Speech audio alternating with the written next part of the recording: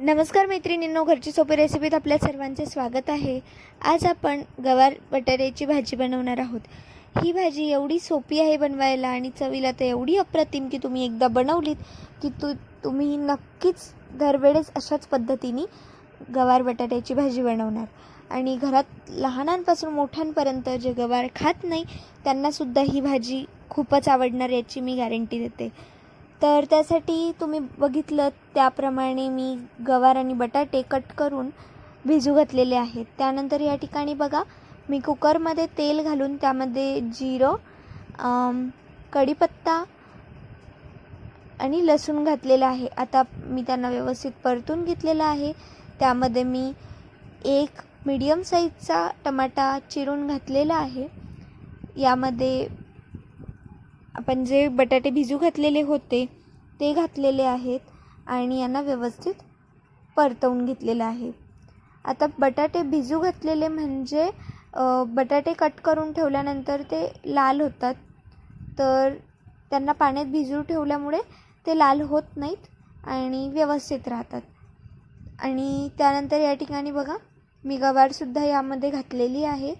आता आपण यांना व्यवस्थित परतवून घेणार आहोत आणि परतवून घेतल्यानंतर आपण यामध्ये हळद घालणार आहोत, अर्धा चमचा लाल तिखट घालणार आहोत,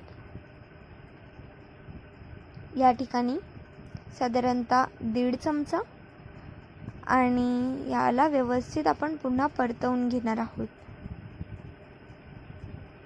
या ठिकाणी बघा भाज्यांना व्यवस्थित परतवायचं आहे, नाहीतर मग भाज्या ज्या आहेत त्या बेसला चिटकून जळू शकतात। तर यामध्ये आपण साधारणतः 3 चमचे या ठिकाणी शेंगदाण्याचं कूट घालणार आहे। या ठिकाणी बघा आपण अगदी बारीक असं कूट करून घ्यायचं आहे शेंगदाण्याचं आणि ते सुद्धा यामध्ये घालायचं आहे। शेंगदाण्याच्या कूटनेसुद्धा या भाजीला खूपच छान अशी टेस्ट येते।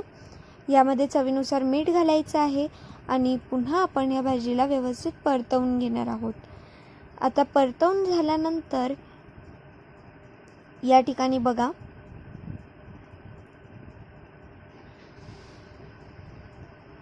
यामध्ये कोथिंबीर घातलेली आहे। कोथिंबीरमुळे आपल्या भाजीला एक वेगळीच आणि टेस्टी अशी चव येते।